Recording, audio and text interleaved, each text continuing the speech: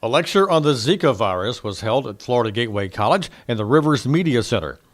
FGC faculty hosted the lecture for students to learn more about the virus. This program is 57 minutes long.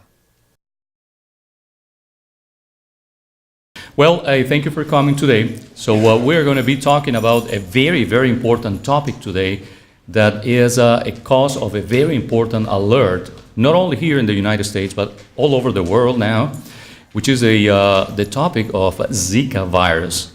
So not because of the disease per se, but because of the complications Zika virus has been showing all over this past 4 to 6 months. And also the capacity and the possibility of spreading of all over the world. Well, I have the pleasure of introducing now the first one is me. My name is Juan Guzman, so I'm introducing you to yourselves. Thank you for coming again. I have the pleasure of introducing Dr. Gabriel Pardo, Dr. Doris Lombo, who together with me are medical doctors, and also I'm not dancing, okay?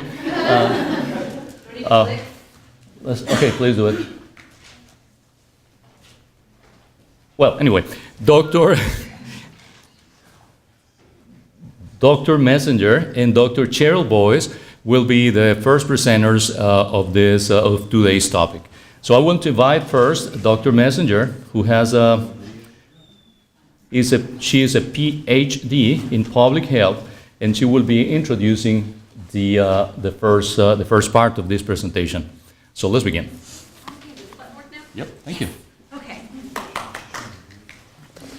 Hi, I'm Dr. Messenger. For those of you who don't know, I work in water resources in the environmental science program and also the water resources bachelor's. Let's go back to the PowerPoint for a minute. Yeah. And full screen, please.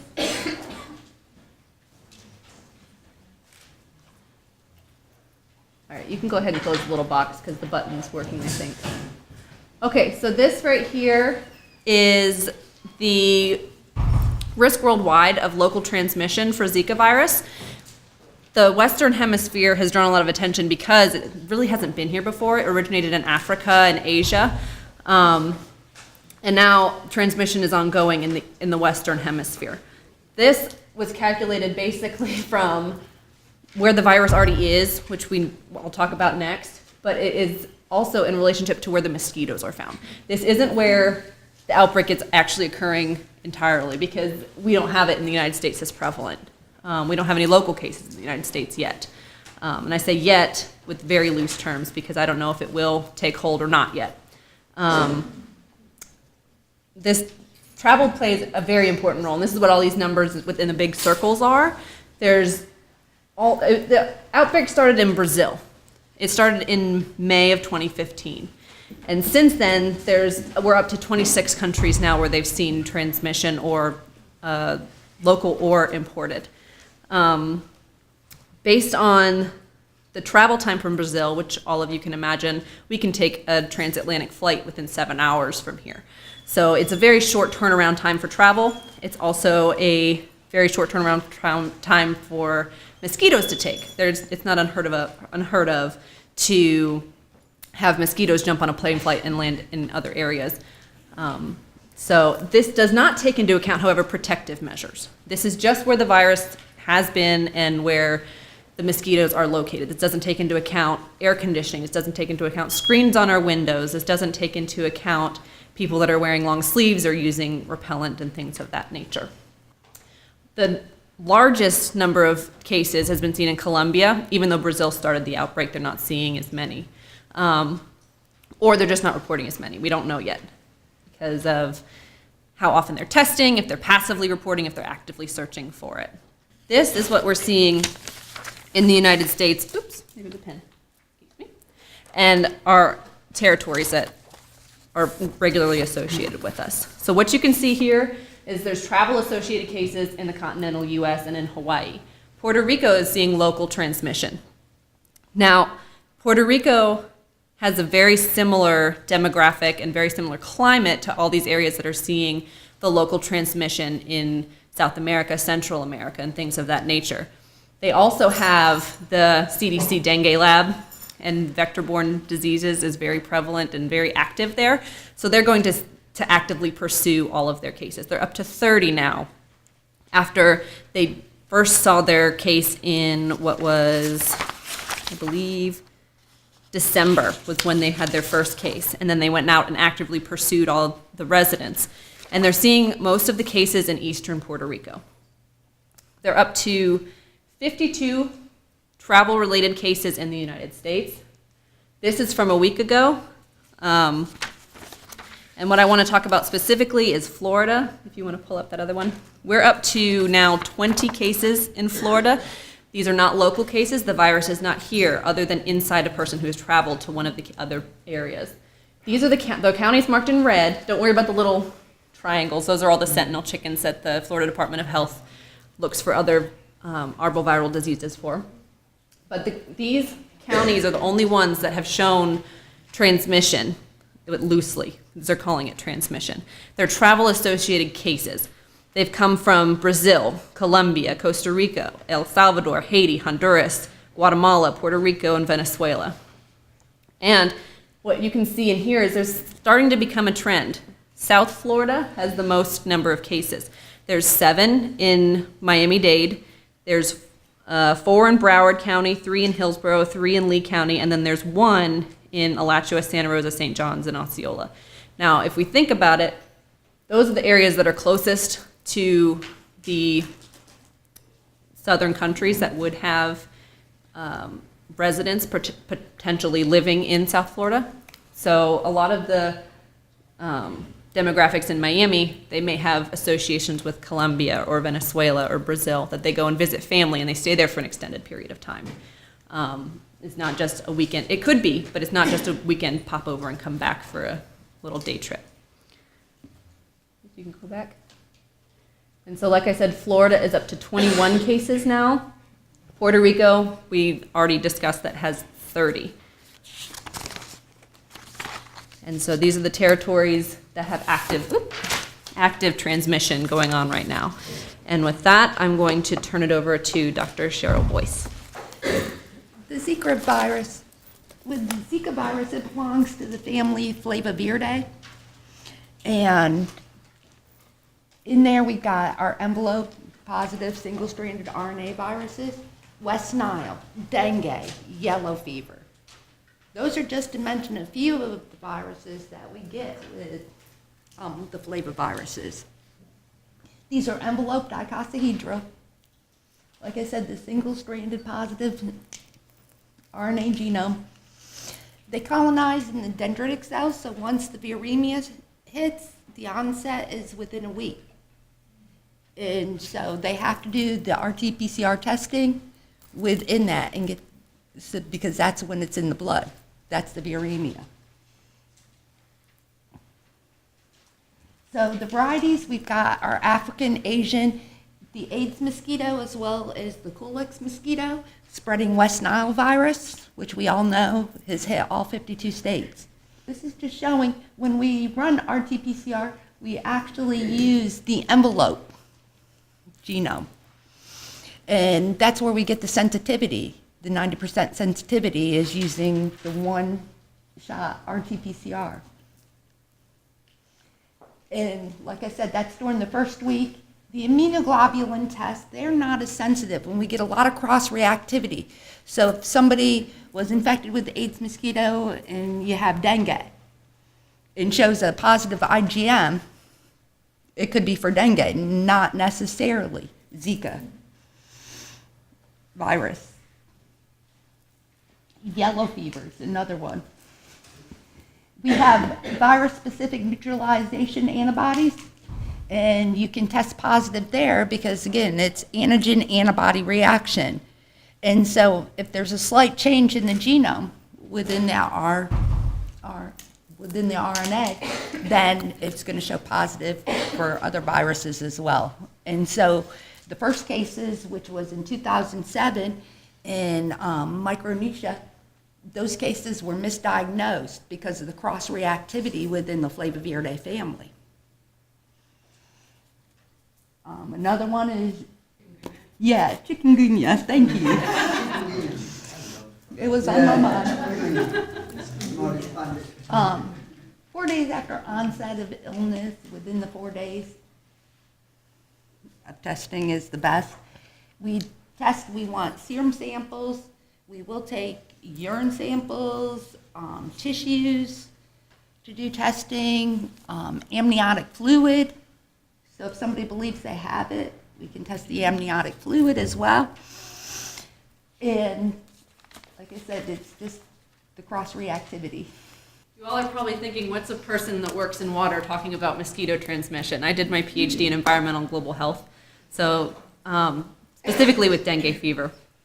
But the transmission itself, the vast majority of Zika virus is transmitted by mosquitoes, Aedes aegypti and Aedes albopictus. Both of these reside in clean water containers. They can be bred in a cap full of water. It doesn't even have to be a huge thing of water. They also transmit dengue and yellow fever, among others.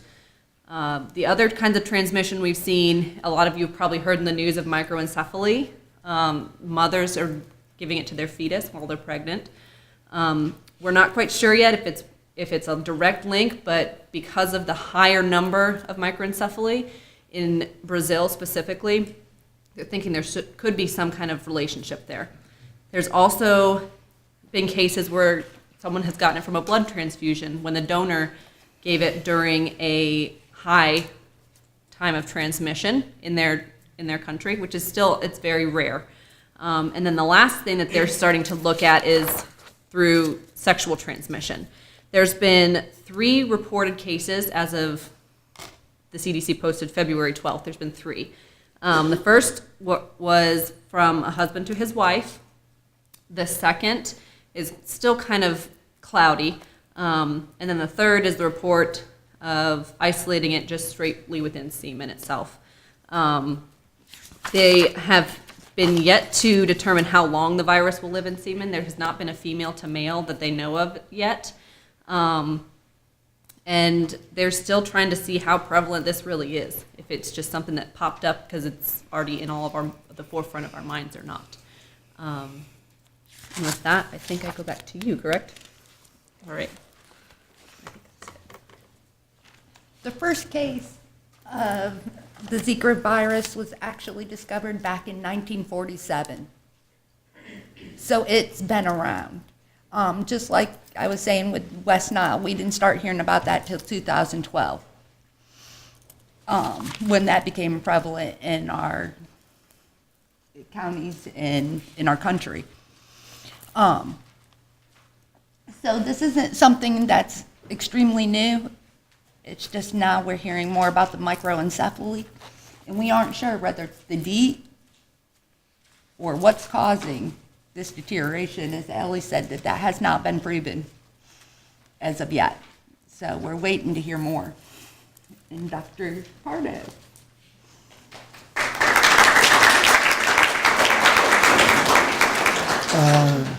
Good afternoon, everyone. I am going to talk about the symptoms and signs that produce this viral infection. And really, we need to know 2 things about these symptoms and signs that produce this Zika virus. The first is everyone knows what is one infection, but the problem about this virus is not all people infected with this viral produce symptoms. Only 1 of 5 people infected with the Zika virus produce symptoms. And the second is that the symptoms beginning between 2 and 7 days after the incubation period. The incubation period is the time they take the mosquitoes after eat the people and the virus produce development inside our body. And what is this sign and symptoms that produce this viral infection or this Zika virus? The first is, of course, is one infection. Everyone knows fever is one thing.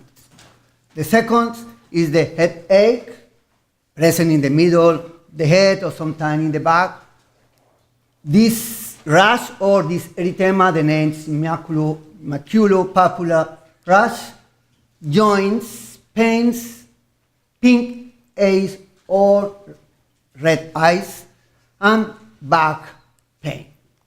Here in this slide, we can summary about all these symptoms: fever, the headache, the red eyes, pain in the muscles, sometimes aches is frequently, or joint pains, or the back pains. This is one example. In this picture, we can observe perfect this rash in all the arm in these patients. It's a little maculopapular erythema. It's frequently in any part in the body. And here, in this slide, we can observe this lady, this girl, because 2 days ago, the boyfriend broke with her. No, it's not true. It's because she has this psychoviral infection in your eyes. And don't forget this. This is another frequently problems.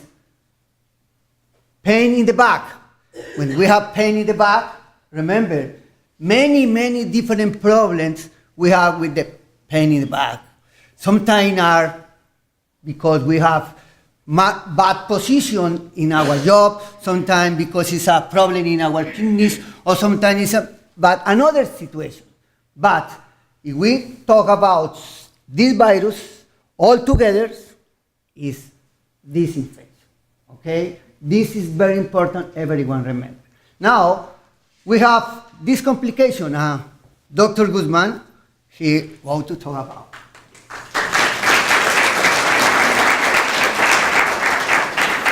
Well, I'm sorry, but I have to talk about the worst part. Well, thank you to my colleagues. Well, this is the most feared portion of this presentation, and I have to mention, and I have to emphasize, first of all, and microcephaly. A little bit later, I will be widening this very severe complication, and I'm insisting, the most feared. Well, so when we can present, when we can see a patient with microcephaly, the most important thing is that we can see this complication whenever the mother is infected during the first trimester of the pregnancy. So, or even it had been shown as well, especially in Brazil, in patients that are feeding the baby and during the first 3 months of extrauterine life.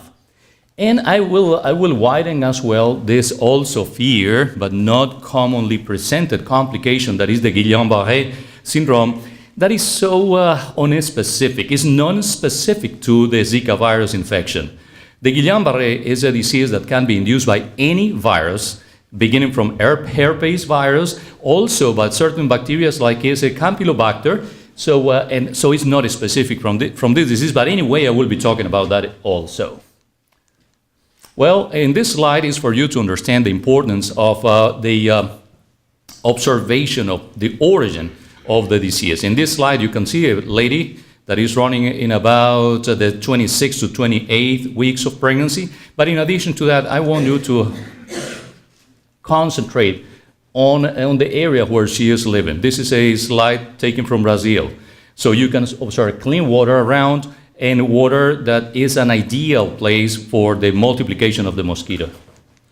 Well, but what is microcephaly? And I'm sorry for going to the very basic information, because I understand that right here, just attending this presentation, I have people from different areas, even people who are not really immersed into the area of anatomy, physiology, or health as well.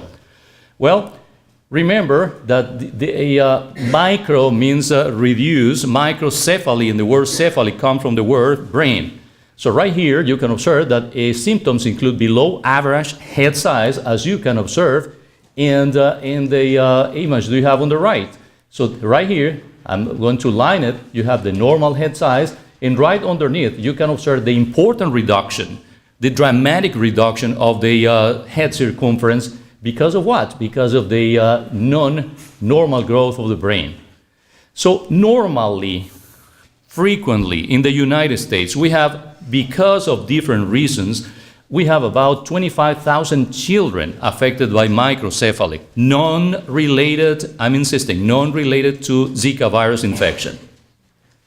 Well, on your left upper side, you can observe a sonographic examination of a child affected by Zika virus. So observe, here is the profile. Here you can observe the face and observe the posterior side, the occipital portion of the brain, of the cranium, I'm sorry. So compare this completely abnormal view to the one you have at your right side, in inferior portion of the slide, from a completely and absolutely totally normal baby. So it's a dramatic reduction. And the end result of this sonographic examination was this baby, beautiful face, but severely affected by the microcephaly.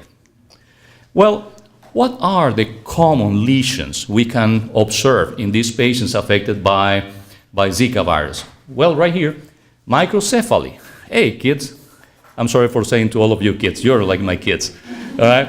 A periventricular calcifications. Inside of the brain, we have certain areas that contain cerebrospinal fluid. We call them ventricles. Two lateral, one in the middle, two in the middle, third ventricle, and right underneath we have the fourth ventricle.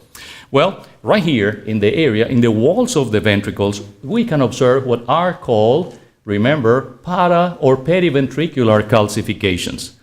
In the brain also, we have certain areas composed by gray matter, and areas that in that classification I will include basal ganglia, whose function is to control motor actions and certain kind of functions of transmission of information to the different areas of the cortex.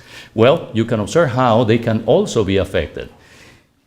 I'm going to slow down here. Neuronal migration disorders. For the ones who sounds like a very rare language, yes it is, in addition to my accent. What I need you to know is that I'm insisting neuronal migration disorders are produced by an alteration in certain cells that are affecting the normal migration of the neurons. And when I'm talking about that, I'm talking about certain cells that are called astrocytes.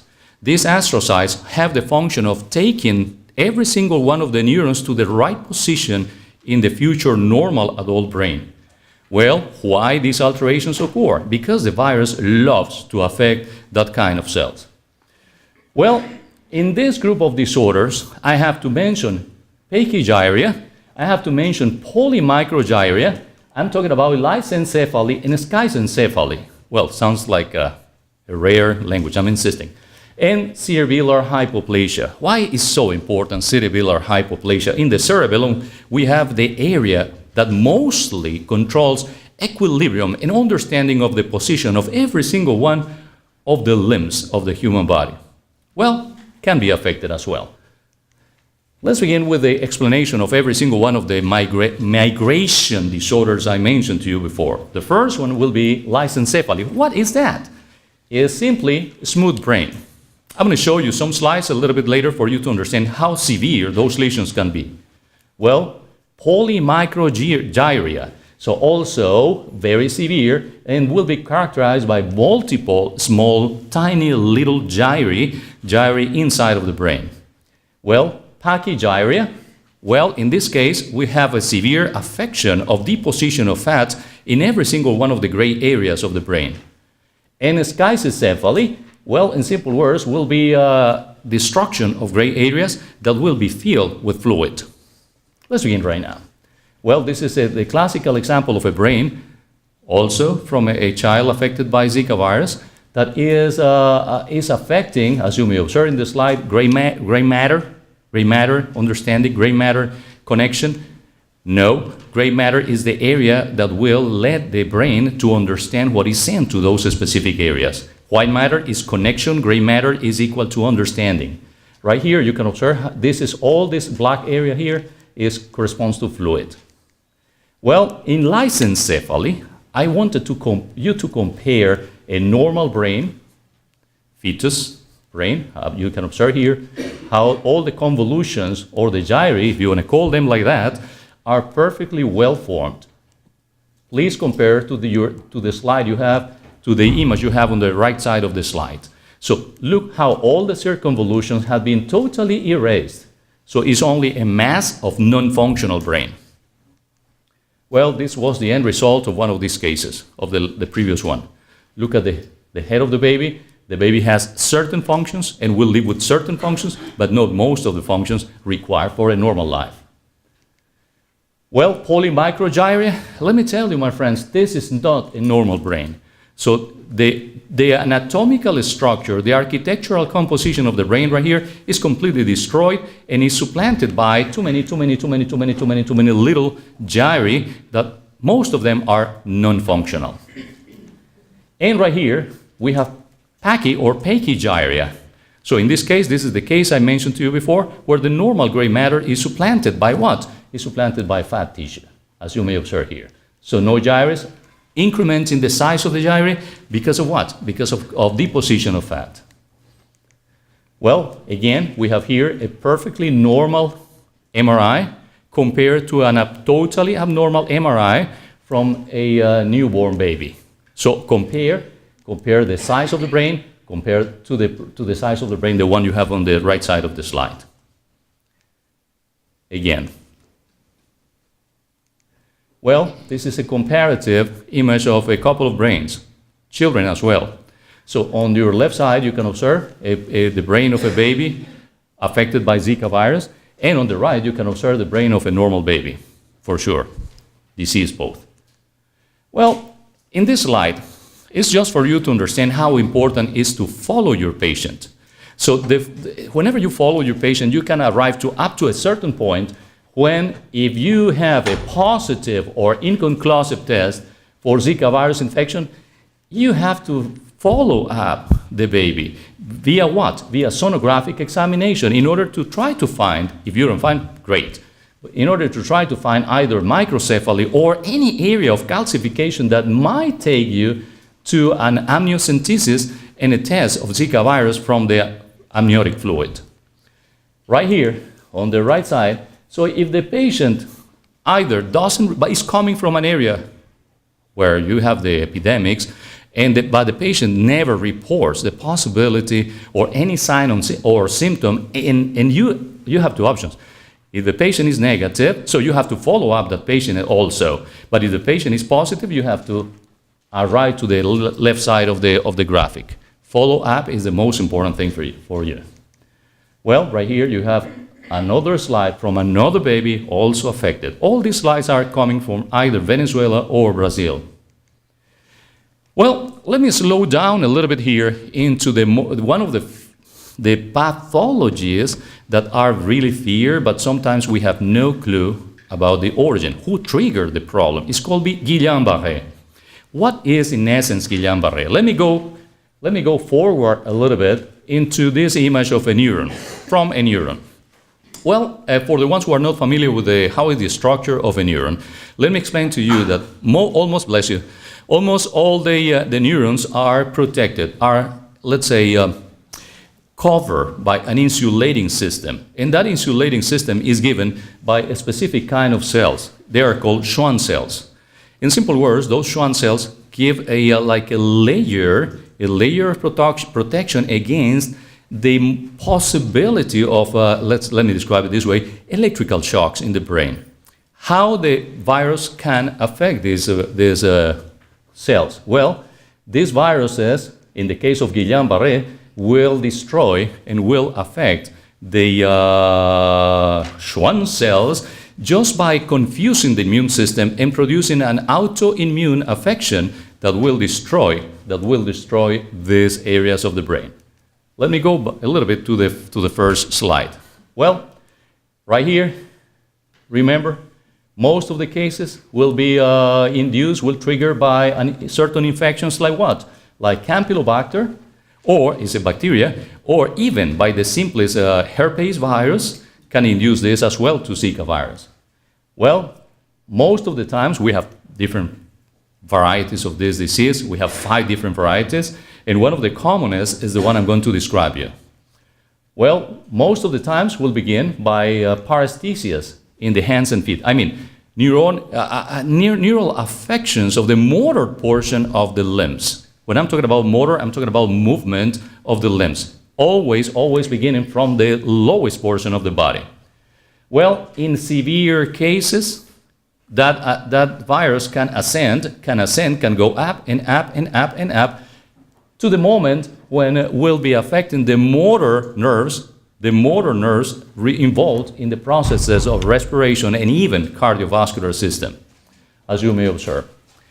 The question comes, is it possible for us to treat a patient with Guillain-Barré? Yes. We have two options. We can follow up the patient because 75% of the cases, the Guillain-Barré will be affecting only the lower limbs and will never, ever ascend. So we only have to observe the patient. But in the cases where this affection is quite aggressive, hey, my friends, we have to do this couple of, let's say, saving life measurement. Well, the first one will be plasma exchange. We have to remove the possible toxins that are triggering the immune system, or we have to apply an intravenous immunoglobulin in order to stop it. Well, I will invite Dr. Doris Lombo. She will be talking about prevention and treatment of the Zika virus infection. Thank you for coming. I always have my list, and this is not the exception of having the list of doing things. And since we have heard about the Zika virus that is being increasing and increasing every day, then we're doing the proper thing, which is review the topic, try to explain to everybody, and be aware what kind of things we can do to prevent ourselves and our families from getting this kind of infections, which is not going to be good. Then I always make list of everything, and this is not the exception. I always do summaries just to memorize and remember what kind of things we can do to improve our life. And the list begins with 5 things that I'm going to talk, and it is briefly, I'm not going to extend too much. Prevention, it is one of the most important things.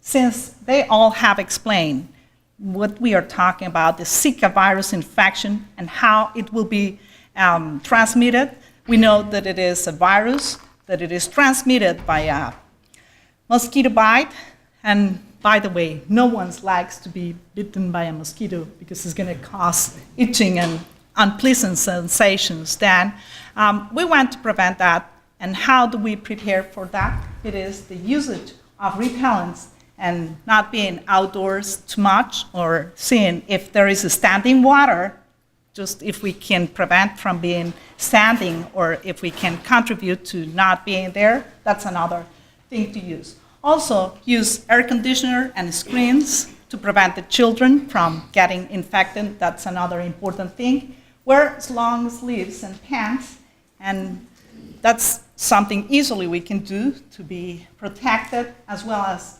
if we have seen, what Dr. Guzman explained before, the risk of having this infection during pregnancy, we want to be alert, and everyone that supposed or it is suspect to be pregnant, we have to protect more than anybody else. And during pregnancy and lactation, we have to be cautious about the patients as well, and men and sex, since it has not been proven itself being transmitted by sex. Even if it's under study, we have to recommend the usage of the condom. What are the consequences of having this viral infection during pregnancy? It can affect the kid a little bit from developmental delays, as well as we're going to see motor or intellectual impairment that it will be really hard to be treated, or it will be a definite consequence for the life period of the baby. Then we have to prevent this from happening. One of the things we are used to have are repellents. They are out there for free, not for free, but it is just less expensive than anything else. And we don't want to have the sensation, as well as fumigation over the area, as well as they have explained before. That's one of the resources we can use to prevent this. Now, prevents and reports. Now, let's look at the, there is no specific antiviral treatment for Zika virus infection. We have supporting measurements, which are being rest and fluids and analgesics. As for all type of viral diseases, it will be the general treatment. However, there is an important thing of the usage of analgesics. We shouldn't use aspirin or non-steroid anti-inflammatory medications like ibuprofen because they increase the risk of bleeding. Then that's the reason why we don't use them. We don't like to have bleeding or hemorrhage, then that's why we discourage the use of these. Tylenol, it will be a good medication to use in the case of analgesics. Now, the CDC, which is the abbreviation for the Center for Disease Control that we have, since we are here preparing nurses and we deal with the healthcare field, then we want to be aware of how these measurements are going to be taken and what population it will be at risk. Then first, we're going to see pregnancy and pregnant women to be avoiding the fact that they travel towards the risk areas. Be clear, if there is a risk area and you have someone during pregnancy, just let's balance if it's important to do that trip or not. Reasonable, that will be one of the things we need to be aware of. Now, if we have babies that the mother had been infected, we need to examine those patients and be aware of the risk. If they are with the disease, we have to report those cases. If they are going to be suspected, even if it's suspected, we have to report those cases for the proper studies and proper treatment that we need to do on those. And as well, we're going to see over here that the suspected cases must be reported towards the CDC, as well as we need to make a surveillance over travelers. Early, Ali was mentioning that we have seen the map and people that live in Florida with relatives in South America. And why we have cases over here, one of the explanations it is just because if you visit family on those countries where the Zika virus it is present, you have the potentially of having the disease and being imported that way. Then we have to monitor travelers and be aware of them. Now, you have seen the problems that the virus is going to cause. Let's say that this lady over here, it is the infected patient. Then the first thing we know, it is the possibility of affecting, bless you, the baby and causing all those problems with the development of the nervous system, which is one of the things we don't want them to be affected. We want to keep at least the nervous system very well developed. This patient, it might be bitten by a mosquito, and since the patient it is infected, the mosquito is going to have the virus and it will bite another patient, and that's how it will be spread from this way. Then that's a way of transmitting the mosquito. Now, the virus is spread, and we have seen areas over this map, and these are the critical areas where we have the virus.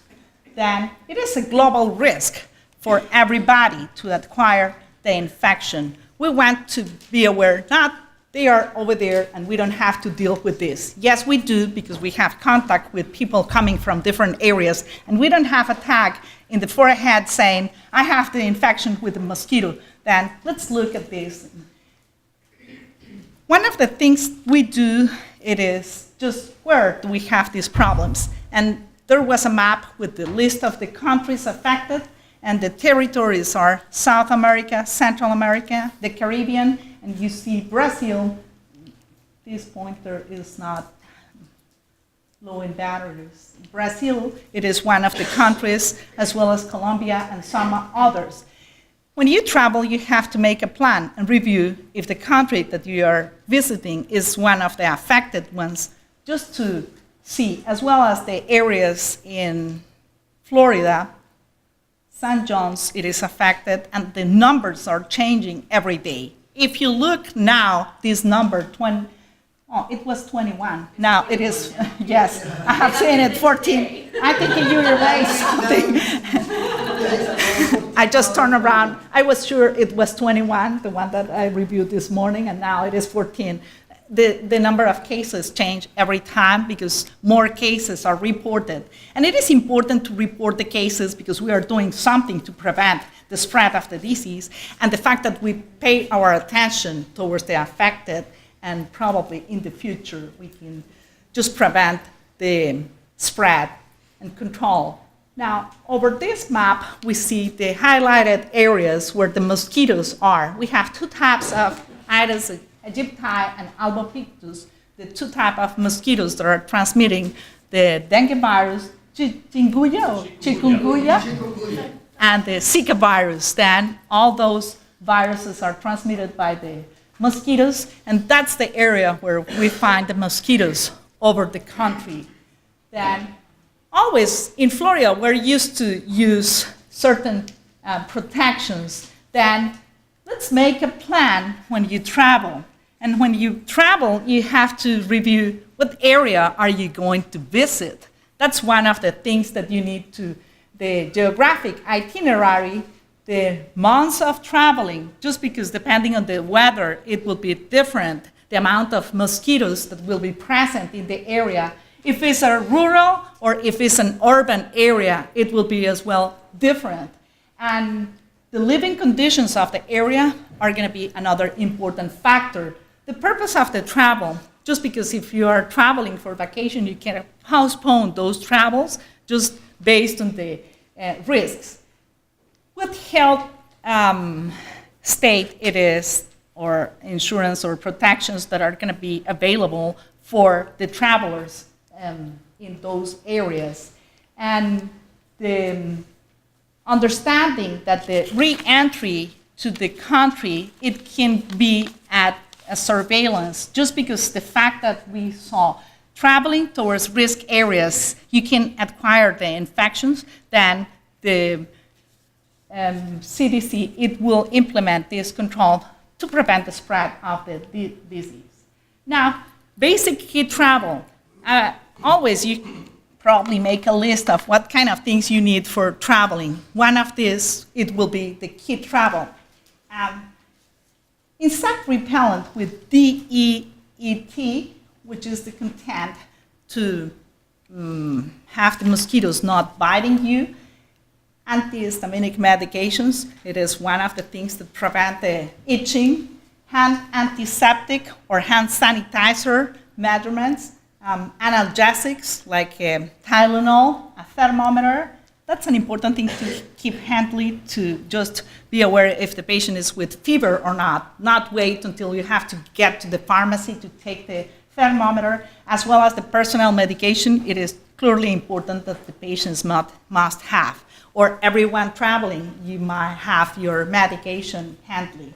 Now, what is DEET? It is N-diethyl metatolutamide, which is the chemical composition of the repellent to protect yourself from being bitten by a mosquito. And it is important to look at the tag of it. Less than 30%, it will be appropriate for pregnant women. Now, we all are familiar with this type of repellent because we use them. And I have been personally out there where we have games or activities outdoors. You have to have one of them in your purse, in your car, just in case you need it. You're not going to die because it is unbearable, the fact that mosquitoes are giving you a hard time. Now, normally, we don't read the tags of the things. First, we don't read the tag of the expiration date of things. One of the things we need to read, it is the expiration date and the instructions on how to use these type of things. It must be used in exposed areas, be away from eyes and mouth, not apply if you have any injuries or scars or so, because it will make it worse. Don't allow kids to use them because they might spread in the improper areas, as well be away from food and fluids, because you don't want to have they contaminating your food, as well as at the end of the day, it is good to take a shower and remove the amount of repellent just to prevent the fact that you're going to have too much. Then always keep track of those preventions just to keep your family safe. Thank you, and now we're going to go over the questions.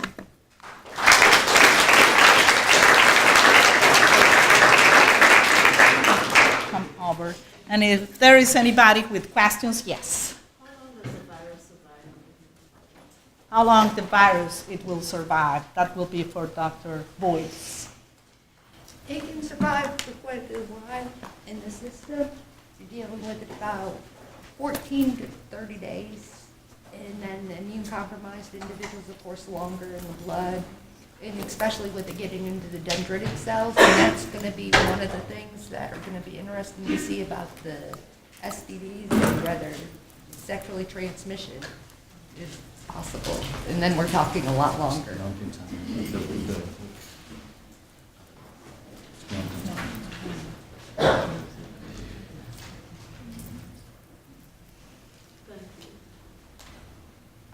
Yes. Are they working on a vaccine for the Zika virus? Yes, and recent information from the company, the pharmaceutical company that is called Glaxo, they are really working on a vaccine in Brazil.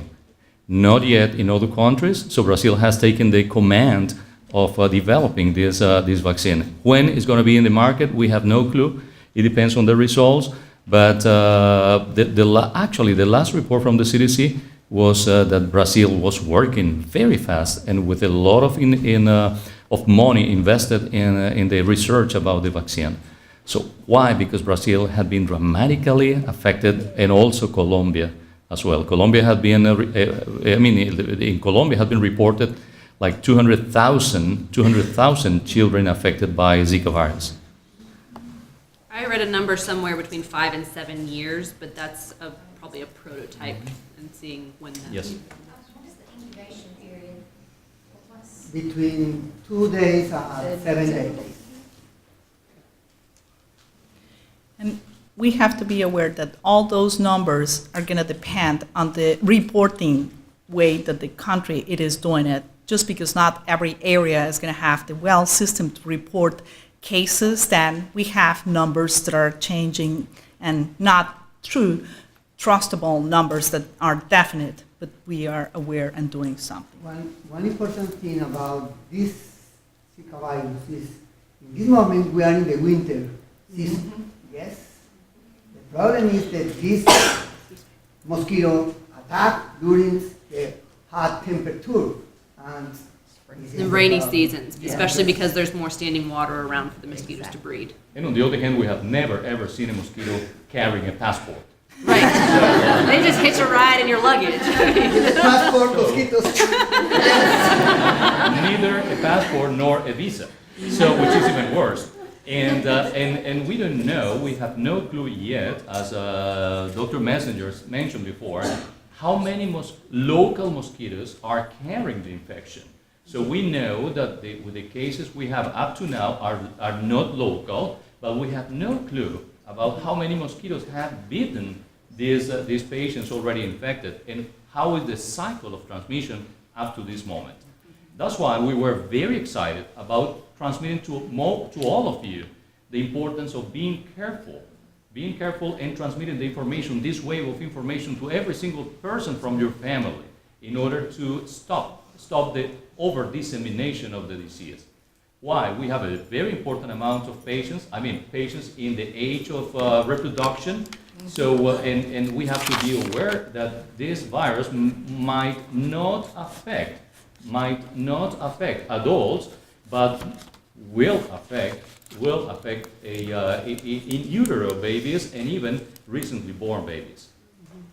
One of the things that I want to add towards the comments that all the doctors made, it is we want you to know the things. We want you to be aware, not to be scared. We want to inform you what to do and what is the virus, how it can be spread, and what we can do in order to prevent and protect ourselves, our family. Then it is clear that is something not good, and we want to use repellent as all we are familiar with, use long sleeves and be protected, and be aware of some symptoms might be present, and then we're gonna head it towards, is this possible or not paying attention because it might be late, and we don't want things to go that way. Yes. Okay, you said like freestanding water, so say if mosquitoes get it and it's freestanding water, I'm sure people, roaches and cats and Right. dogs outside or whatever. So is there anything like you can put in the water? I mean, not just dump it every day. They do sell chemical larvicides to kill the individual mosquito once it's been hatched in the water. But they also, what you could do is put fish in there, and they'll eat the larva. I did my dissertation in Key West, and they have cisterns that are underneath their houses or on top of their houses, and they have filtration systems, and they reuse a lot of the water. But these cisterns aren't sealed because the water has to get in some way. And a lot of them put in fish, and they're just any kind of little fish. And they don't get, from my knowledge, they don't continuously get sucked up into the filter. But if you have cats, you have to get rid of the cats. Right. But there are, I mean, if you have standing water that's not being consumed by an animal or anything like that, they have several different over-the-counter varieties. You can just go to Home Depot, go to Lowe's, and they have, my dad buys dunks. They're little donut-looking things, and they're larvicides for mosquitoes. And if you can dump out all the water that's around your house and plant trivets that's been there for a little over 3 or 4 days, then you'll see them scurrying around in there. You just dump it out, and then when the next rain comes, everything will fill back up again. If you're diligent that way, then you won't likely have mosquito breeding in your property. I mean, my property, I have 2 pool owners on the sides of me, so I'm kind of stuck. I can't really ask them to check their filters all the time, and the pool's chlorinated, so I don't have to worry about the pool. But Home remedies, cooking oil, and it kills the larvae, they can't breathe. Yep, if you put some kind of, they used to do petroleum-based, so an oily type of substance. They can't breathe the way that larva inverts itself. They have to have like a little, they're called trumpets. They just kind of look like a little cone that come up to the bottom, and that's how they breathe with the air. If you put an oil slick over the top of it, cooking oil, anything that's pretty mild, they can't get past that oily layer.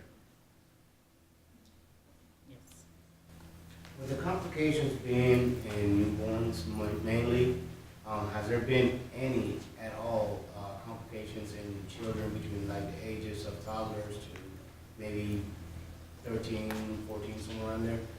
I haven't seen anything because the outbreak in Brazil started just last year. I haven't heard anything, and I actually read something that encouraged women to continue to breastfeed even if they've been infected and their child is not infected, because there hasn't been any indication that it's been going through breast milk. In addition to the possible complications that these family of viruses can produce, like alteration in the normal coagulation system, that and the pediatricians and the internal medicine doctors are always aware about checking the clotting profile or bleeding profile of all these patients, because they can affect the medulla. I mean, I'm sorry, I thought in Spanish. The red bone marrow, and the possibility of affection to the bone marrow. Absolutely, and the liver as well. And that's basically it. In addition to the possible alterations that can induce the fever and the rash that always it produces a lot of drama in the middle of the family, but most of the times, 60% of the cases won't affect dramatically this age of children. It could be any type of complication of any disease that could be present. We cannot exclude, just as sometimes it could be pneumonia or something, complication of the first infection that could happen. It doesn't happen often, or it doesn't seem now, but it could. Well, there are no, yes, go ahead. Dr. Boyce, you mentioned about some of the false positives on some of the testing. Yes. And so is there a standardized, reliable test that we're using here in the United States? No, just the CDC has been approved through the FDA, and that has 90 to 92% sensitivity. So we still have that cross-reactivity going on, and especially with doing the IgM, IgG blood work, serology, we get a lot of that cross-reactivity. Because it's in the same family as dengue and yellow fever. One of the questions one of my students asked me last week about Zika virus was the transmission, the sexual transmission of the virus. And as any other viral disease, it depends on the viral load. When I'm talking about viral loads, I'm talking about the amount of viruses that are affecting by that moment that specific patient. And for sure will be eliminated by every single one of the secretions. So if somebody is affected, the best way is to use certain elements that will prevent the dissemination. So let me be more specific, condoms. As well as do not share the glass of water or Abstinence is something. perfect. 100% effective. The other thing I wanted to mention about the sexual transmission is every case that's been documented has been a symptomatic case. There hasn't been anything in unsymptomatic, and the vast majority, above 80%, are asymptomatic in this disease. That's the It's difficult definitely part, I worse think. because you don't know you have it.